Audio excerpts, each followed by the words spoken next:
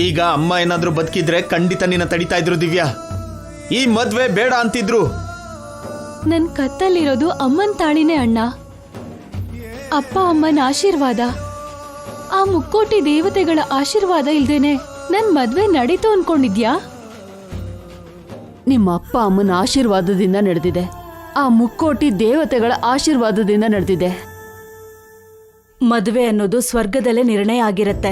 ಸ್ವರ್ಗದಲ್ಲಿರೋ ನಿಮ್ಮಪ್ಪ ಅಮ್ಮ ಆ ದೇವತೆಗಳು ಈ ಮದ್ವೆನ ನಿರ್ಧರಿಸಿದ್ದಾರೆ. ಒಪ್ಕೋ ಅಣ್ಣ, ನಾವ್ ಯಾವ್ದನ್ನೂ ಬದಲಾಯಿಸಕ್ಕಾಗಲ್ಲ. ಸಂತೋಷವಾಗಿ ನನ್ನನ್ನ ನನ್ ಗಂಡನ್ ಮನೆಗ್ ಕಳಿಸ್ಕೊಡು. ನನ್ನಿಂದ ಆಗಲ್ಲ ದಿವ್ಯಾ, ನನ್ನಿಂದ ಆಗಲ್ಲ. ನಾನ್ ನಿನ್ನ ಕಳ್ಸಲ್ಲ. ನನ್ ಮಾತ್ ಕೇಳ್ದೆ ನೀ ನಮ್ಮ ಮನೆಗೆ ಹೋದ್ರೆ ನನ್ ಮೇಲ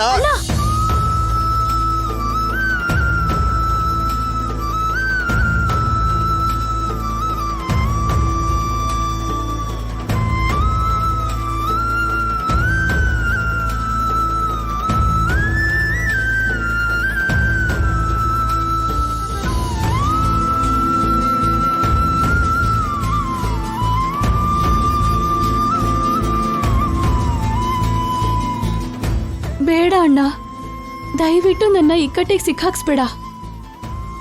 ನಾನ್ ಹೋಗೋದನ್ನ ತಡೆದ್ರೆ ನನ್ ಮೇಲೆ ಆಣೆ.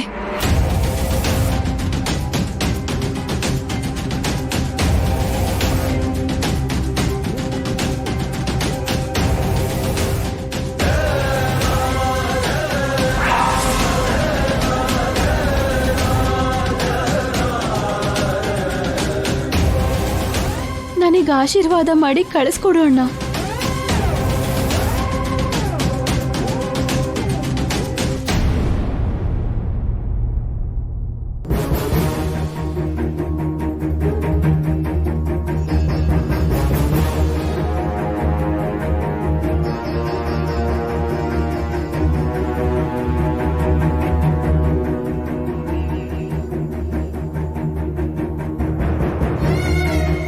ಅಣ್ಣ ಆಶೀರ್ವಾದ ಮಾಡಲ್ಲಂತೆ.